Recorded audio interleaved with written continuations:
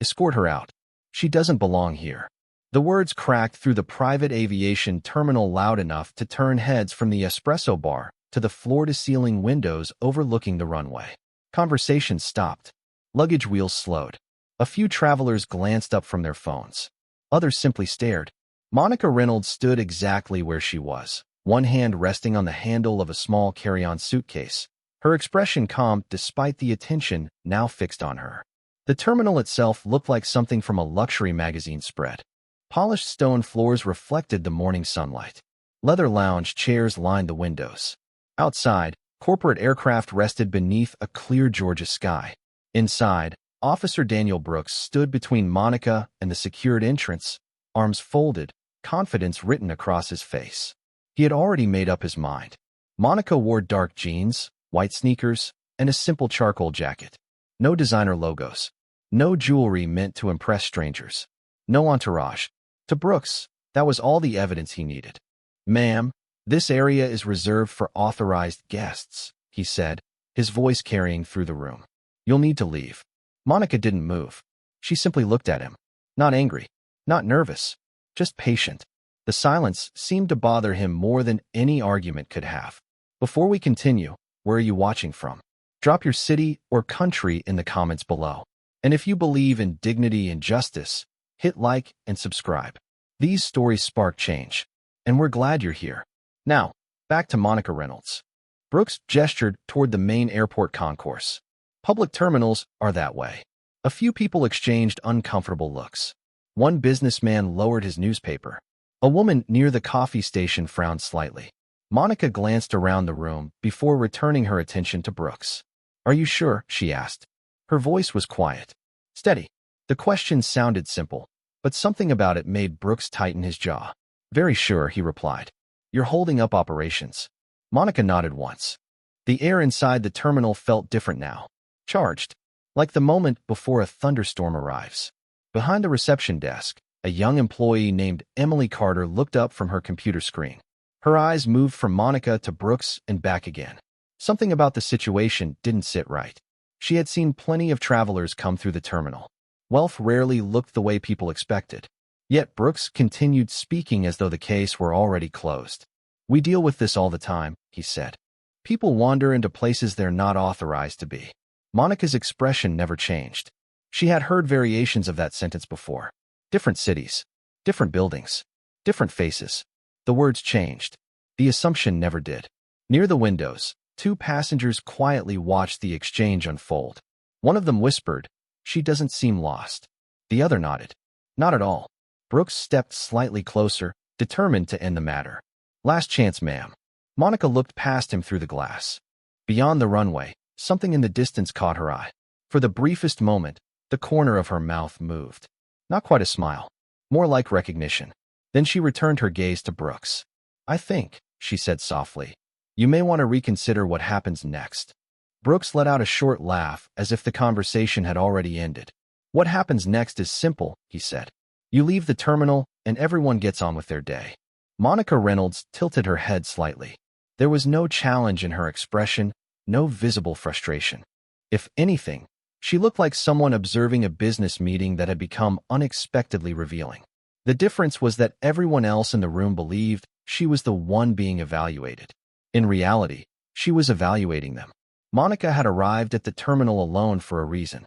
She could have traveled with assistants, drivers, security personnel, and enough visible status symbols to make introductions unnecessary. Instead, she preferred moments like this. Moments when titles stayed hidden and people showed exactly who they were. 20 years earlier, before Reynolds Global Logistics became one of the largest transportation companies in North America, Monica had learned a lesson she never forgot. The moment people thought you had no influence, they often revealed their true assumptions. Those assumptions were worth more than any survey or corporate report. Emily watched from behind the reception desk as Monica remained perfectly composed. Something about the woman felt familiar. Not because Emily knew her personally, but because confidence like that was difficult to fake. Most people confronted in public became defensive. Others became embarrassed. Monica seemed neither. She stood with the quiet certainty of someone who knew precisely where she belonged. Brooks checked his watch. I am trying to be reasonable here, he said. This facility serves executives, corporate owners, and private aviation clients. Monica nodded. I understand. Then you understand why access is restricted. I understand why it should be. Several nearby travelers exchanged glances. The answer seemed to catch Brooks off guard. He opened his mouth, then paused. Outside, sunlight reflected across the runway. Aircraft crews moved in the distance. Service vehicles crossed the tarmac in steady patterns. Everything appeared ordinary. Yet the atmosphere inside the terminal continued to tighten. Emily looked back toward her monitor. A reservation system remained open on her screen. She had noticed something earlier but had dismissed it as coincidence. Now curiosity pushed her to look again. She typed quickly. A few entries appeared. Then more. Her eyes narrowed. The same name surfaced repeatedly across records connected to private aviation services. Monica Reynolds. Emily looked toward the woman standing near the entrance. Then back at the screen. The profile carried clearance levels she had rarely seen. Before she could examine further, Brooks spoke again. If you refuse to leave voluntarily, I will have to document the incident. Monica smiled faintly. You should document everything. The response landed heavily in the room. Brooks frowned. Near the coffee station, a businessman quietly lowered his cup. A woman seated by the windows stopped scrolling on her phone. The situation no longer felt like a misunderstanding. It felt like something larger moving beneath the surface. Emily swallowed hard. She looked at the screen one more time. Then at Monica. For the first time, a thought entered her mind that she could not ignore. Maybe the wrong person was being questioned. And maybe everyone in the terminal was about to find that out. Emily stared at the screen as rows of information continued appearing beneath Monica Reynolds' name. The profile was not ordinary. It was layered with permissions, priority flags, and executive travel records stretching back years. She clicked once more, expecting to find a mistake. Instead, the details only became more unusual. Before she could read further, Brooks stepped closer to Monica and folded his arms again. His confidence seemed to grow with every passing minute. I have asked you several times to leave, he said. Most people would have cooperated by now. Monica glanced at the terminal around her. Most people are not being judged before they have said more than a few words. The response landed like a stone in still water. A ripple moved through the room. Travelers exchanged looks. No one interrupted, but more people were paying attention now. Brooks shook his head. This has nothing to do with judgment. Does it not? Monica asked. He pointed toward the secured access doors. That area is for private aviation clients. Monica's expression remained calm. And how did you determine I was not one? Brooks hesitated for half a second. Then he recovered. Experience. Monica nodded slowly. Interesting. The words sounded harmless, yet Brooks seemed irritated by it. Across the terminal, a silver-haired businessman approached the reception desk carrying a leather briefcase. Brooks immediately stepped aside and offered him a polite smile. Good morning, sir. Enjoy your flight. The man nodded and walked directly through the same access point Monica had been denied. No questions. No delay. No challenge. Several witnesses noticed. Emily noticed too. Monica noticed most of all. She watched the door close behind the passenger before turning back to Brooks. That was fast. Brooks frowned. He is an authorized guest. Without verification? She asked. I recognized him. Monica tilted her head slightly. You recognized his face. Silence followed. It lasted only a few seconds, but it felt longer. The terminal no longer sounded the same. Even the hum of conversation seemed quieter. Emily felt her stomach tighten. She had worked at the facility long enough to recognize what was happening. The explanation kept changing, but the outcome remained the same. Monica was being excluded first and evaluated later. Brooks reached for a small incident tablet attached to his belt. I am documenting your refusal to comply. Monica looked at the device. Please be accurate. I always am. Then include the part where another traveler was admitted without verification. Brooks's jaw tightened. Nearby, a woman seated beside the windows lowered her phone and whispered to her husband. She is right. Another traveler nodded silently. The room was beginning to choose sides. Emily looked down at Monica's profile again. One line stood out among dozens of records. She blinked and read it twice. Then a third time. Her eyes widened. The clearance level attached to Monica's account exceeded anything Emily had seen before. Higher than corporate executives. Higher than premium clients. higher than owners of individual aircraft. Emily slowly lifted her gaze toward Monica. For the first time, she realized that Brooks was not confronting an ordinary traveler. He was making assumptions about someone whose importance extended far beyond this terminal. And every second he continued talking, the mistake was becoming harder to undo. Emily's pulse quickened as she stared at the profile on her screen. The clearance designation remained there no matter how many times she refreshed the page. She checked another database, then another. The result was identical. Monica Reynolds was connected to records that ordinary employees could barely access. Emily looked around the terminal. No one else seemed to know what she was seeing. Brooks continued standing near the secured entrance, convinced he was managing a routine situation. Monica remained calm, her carry-on suitcase beside her, her attention fixed on the people around her rather than the argument itself. It was as though she was collecting information, studying reactions, measuring character. Emily swallowed hard and stepped away from the reception desk. "Officer Brooks," she said carefully. Brooks turned. "What?" Emily hesitated for a moment. The eyes of several travelers shifted toward her. "I think there may be something you should verify." Brooks frowned immediately. "There is nothing to verify." Emily glanced toward Monica and then back at him. "I checked the system." "Good," Brooks replied. "Then you know she is not authorized." Emily's expression tightened. "Actually, I did not say that." The room grew quieter. Brooks folded his arms. "Emily, return to your station." She did not move. "Her profile has executive-level access." Brooks laughed once. "You are new. Those systems generate errors all the time." Emily knew that was not true. The terminal software rarely made mistakes. Certainly not mistakes repeated across multiple databases. Monica watched the exchange without interruption. Her face revealed nothing. Near the windows, a passenger closed his laptop. Another traveler lowered a magazine. The atmosphere felt less like an airport terminal and more like a courtroom waiting for testimony. Emily gathered her courage. "I think someone from management should review this before any further action is taken." Brooks's expression hardened. "I am management on duty." "Yes," Emily said quietly. "But this profile is unusual." Monica looked toward Emily for the first time. Their eyes met briefly. There was no signal, no request for help, no attempt to influence her. Yet Emily felt something unexpected. Respect. The woman being challenged had never demanded special treatment. She had only asked people to verify facts before making assumptions. Brooks shook his head. "You are overcomplicating a simple situation." Emily glanced back at the screen. One line remained visible in the corner. She could not ignore it. "Sir," she said, her voice stronger now. "I have never seen a clearance level this high." A murmur passed through the room. Brooks's confidence flickered for the first time. Only briefly. But several witnesses noticed. "Enough," he said. "You are not authorized to interpret those records." Emily looked down, then back up. "Maybe not. But I can read them." The words hung in the air. Across the terminal, a woman seated near the coffee station slowly nodded. Another traveler whispered, "Someone should listen to her." Monica remained perfectly still.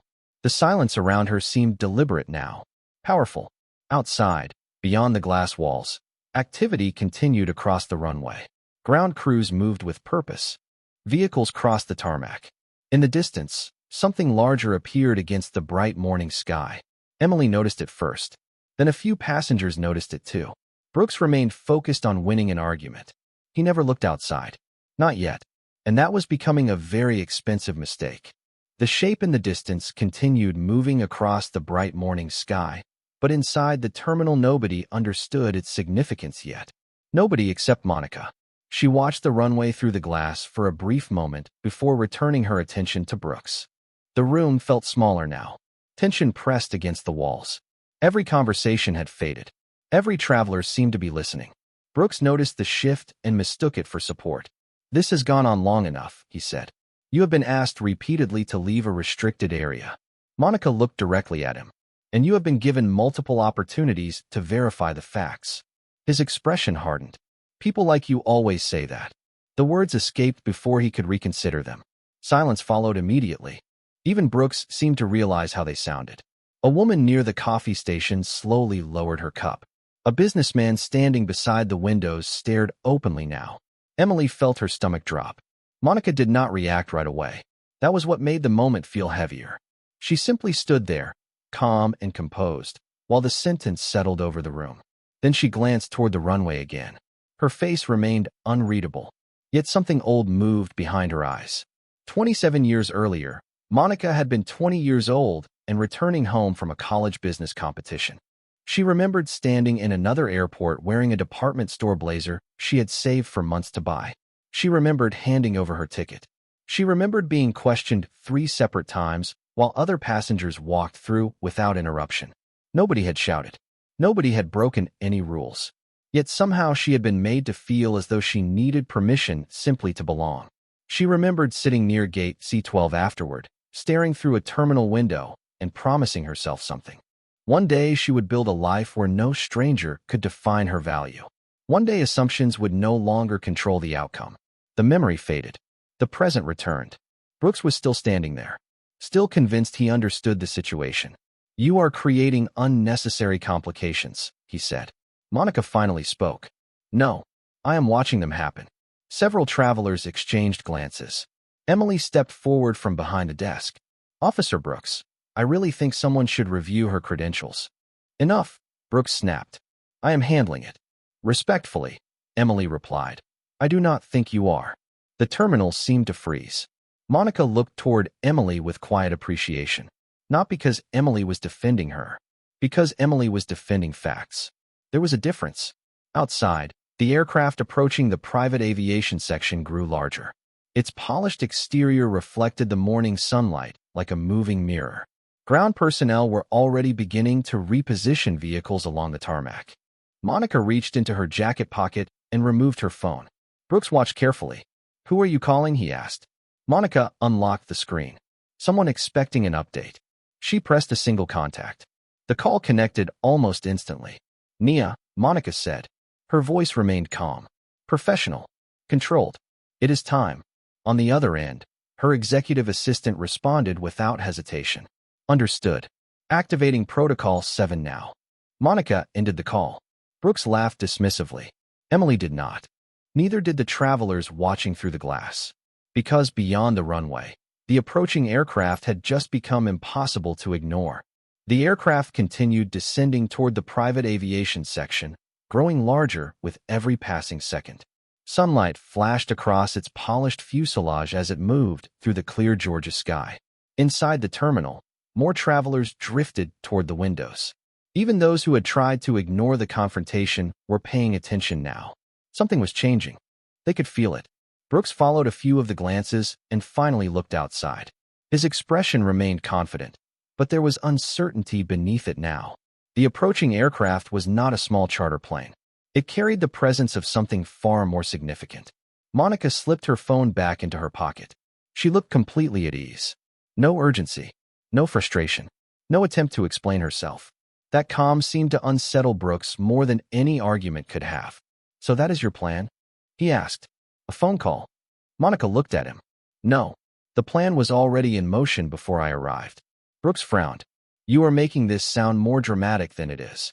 Emily quietly stepped away from her computer and moved closer to the terminal windows. Ground crews had begun repositioning equipment. A service vehicle crossed the tarmac with unusual speed. 2 employees in reflective vests appeared near the private access gate and exchanged hurried words while looking toward the incoming aircraft. Emily had worked there long enough to recognize the pattern. Special arrival procedures were being activated. Her pulse quickened. Across the room, several travelers noticed the same thing. The businessman with the leather briefcase narrowed his eyes. A woman seated near the coffee station stood and moved closer to the glass. "That seems like a lot of activity for a routine arrival," she murmured. Monica remained silent. Brooks glanced around the room.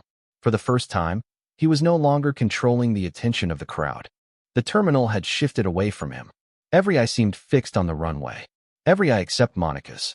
She was watching people instead, watching how quickly certainty disappeared when new facts emerged. Her phone vibrated once. She glanced at the screen. A message from Nia. "Protocol 7 active. Executive notifications delivered." Monica locked the screen without replying. Outside, the aircraft touched down smoothly. The landing gear met the runway with practiced precision. A few passengers near the windows exchanged impressed looks. The jet rolled forward, elegant and controlled, before turning toward the private terminal. Brooks stared through the glass. His confidence faded another degree. Emily noticed a logo near the tail section and felt her breath catch. She had seen that symbol before. Not on advertisements. Not on public websites. In executive transport records. Her eyes widened. She turned toward Monica. Suddenly, the impossible pieces began fitting together. The clearance level. The profile access. The unusual travel history. The calm. Monica stood exactly where she had been from the beginning, but the room no longer saw her the same way. Outside, the aircraft continued taxiing directly toward the terminal. Then something happened that made several employees stop walking altogether. The jet did not head toward a general parking area. It headed toward the reserved executive position nearest the terminal entrance, the most secure spot on the property. Brooks noticed it too. His jaw tightened. Monica watched the aircraft approach and finally allowed herself the smallest hint of a smile. The sound from the runway was no longer a distant interruption. It was an answer, and it was arriving right on schedule. The jet came to a smooth stop at the executive position directly outside the terminal. For a moment, nobody spoke. The aircraft seemed to command attention all by itself. Its polished exterior reflected the morning sun across the glass walls, filling the terminal with flashes of silver light. Ground personnel moved quickly into position. Fuel crews waited. Service vehicles lined up. Every action followed a level of coordination reserved for the most important arrivals. Brooks stared through the window. The confidence that had carried him through the morning was fading rapidly. That cannot be related to this, he muttered, more to himself than anyone else. Emily did not answer. She was watching the aircraft door. So was everyone else. The terminal had become completely silent. Then the cabin door opened. A uniformed flight attendant appeared first. Seconds later, a tall pilot stepped onto the stairs. He paused briefly, scanning the terminal through the glass. The moment his eyes found Monica Reynolds, his face changed. He smiled immediately. Not the smile given to a customer. Not even the smile given to a valued client. It was the smile of someone greeting a person whose authority was unquestioned. The pilot descended the stairs and entered the terminal through the secured access door. Several employees straightened their posture as he passed. Brooks turned to face him. "Sir," he began, "we are dealing with a situation." The pilot barely glanced at him. His attention remained fixed on Monica. He crossed the terminal floor and stopped directly in front of her. "Good morning, Ms. Reynolds," he said. "Your aircraft is fully prepared and ready for departure whenever you are." The words landed like thunder in a room that had been holding its breath. Nobody moved. Nobody spoke. Emily closed her eyes for a brief second. The final piece had fallen into place. Around the terminal, travelers exchanged stunned looks. A businessman lowered his briefcase. A woman near the coffee station covered her mouth with one hand. Brooks stood frozen. Monica smiled politely at the pilot.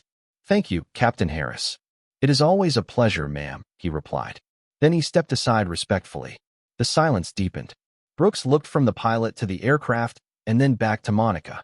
His expression seemed to collapse under the weight of new reality. Monica finally turned toward him. Her voice remained calm. She did not raise it. She did not need to. "You spent the last 30 minutes telling me I did not belong in a terminal reserved for private aviation clients." Brooks swallowed hard. Monica continued. "You dismissed verification. You ignored your own employee. You relied on assumptions instead of facts." Every eye in the room was on her now. "The interesting part is not that you were wrong about me," she said. "The interesting part is how certain you were." Brooks opened his mouth, but no words came out. Monica glanced toward the aircraft outside the window. Then she looked back at him. "You tried to stop me from entering a terminal connected to an aircraft that belongs to me." The room seemed to freeze. No one looked away. No one even reached for a phone. The truth had arrived, and it had changed everything in a single moment. For several long seconds, nobody in the terminal moved. The truth seemed to settle over the room like a sudden change in weather. Brooks stood motionless, staring at Monica Reynolds as though the last few minutes had rewritten reality itself. The travelers who had witnessed the confrontation no longer looked at Monica with curiosity. They looked at Brooks. The questions had changed direction. Emily exhaled slowly. Every concern she had raised now stood confirmed in plain sight. The profile, the clearance level, the executive records. None of it had been an error. The error had been ignoring them. Monica remained composed. She did not celebrate. She did not gloat. She simply stood with the same calm confidence she had carried from the beginning. Her phone vibrated again. This time she answered. Monica, Nia said. Executive Operations received the report. Terminal management is already reviewing security logs and employee actions from this morning. Thank you, Monica replied. Make sure they receive the full timeline. Already done, Nia said. Every interaction has been documented. Monica ended the call. Brooks lowered his eyes briefly. The certainty that had fueled every decision was gone. In its place was the uncomfortable realization that facts had been available all along. Emily watched him carefully. She almost felt sorry for him. Almost. Then she remembered how many opportunities he had been given to verify information before reaching conclusions. The secured door opened again. Two senior terminal managers entered at a brisk pace. Their expressions told the story before they spoke a single word. They approached Monica immediately. Ms. Reynolds, one of them said, extending his hand. We sincerely apologize for what happened here today. Monica shook his hand politely. I appreciate that. The manager glanced toward Brooks. His face tightened. We have already reviewed preliminary records. This situation should never have occurred. Around the terminal, travelers exchanged knowing looks. Several nodded quietly. One businessman closed his laptop and murmured, I thought something was off from the beginning. The woman near the coffee station folded her arms. The employee tried to warn him, she said, looking toward Emily. More than once. Emily seemed surprised by the attention. She had only done what should have been done from the start. Verify facts. Follow evidence. Listen before assuming. One of the managers turned toward her. Thank you for speaking up. Emily blinked. I was just reading the records. Exactly, he replied. Brooks remained silent. The terminal felt different now. The pressure had shifted completely. Earlier, Monica had stood alone while others questioned whether she belonged. Now the room itself seemed to answer that question. The evidence was visible through the glass walls, parked outside in executive position. It was visible in the records, visible in the respect shown by the flight crew, visible in the reaction of management. Monica looked around the terminal one final time. Then her eyes settled briefly on Brooks. Her voice remained calm. The problem was never that you did not know who I was. Nobody spoke. The problem was how you treated someone you believed did not matter. The words hung in the air. Heavy, unavoidable. And for everyone who had witnessed the morning unfold, that truth carried more weight than any title ever could. The terminal remained quiet long after Monica's words settled into the room. No one rushed to fill the silence. Some truths arrived with enough weight to stand on their own. Through the glass walls, her aircraft waited beneath the bright morning sky. Engines prepared, crew ready, every detail handled with precision.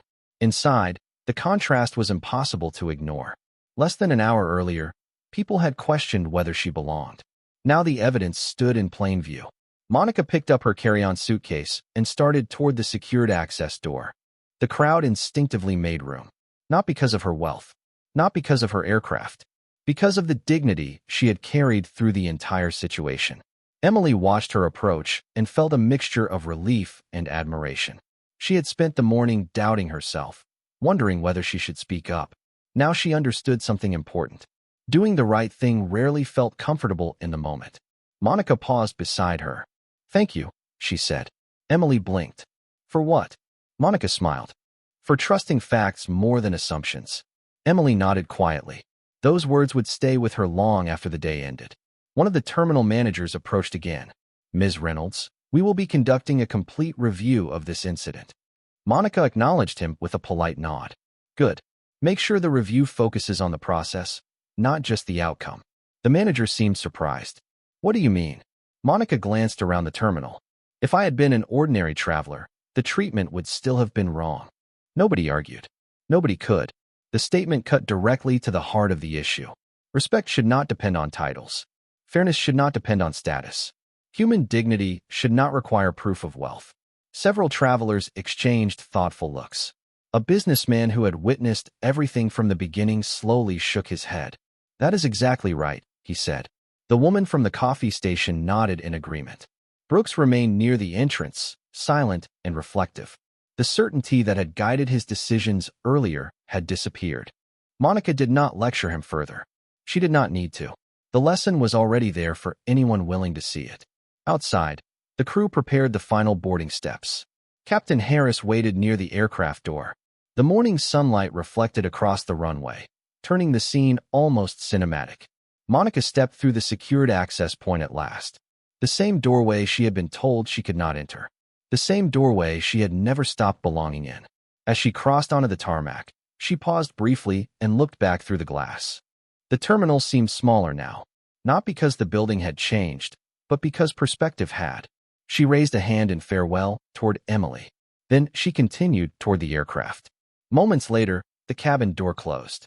Ground crews cleared the area. The engines came alive with a low, steady hum. Travelers inside the terminal watched through the windows as the aircraft began to move. Monica settled into her seat and looked out across the runway. 27 years after promising herself that assumptions would never define her future, she had kept that promise. The aircraft turned smoothly and accelerated down the runway. Then it lifted into the sky. Back inside the terminal, people watched until it disappeared into the distance. And long after it was gone, one thought remained. Monica Reynolds never raised her voice. She raised the standard.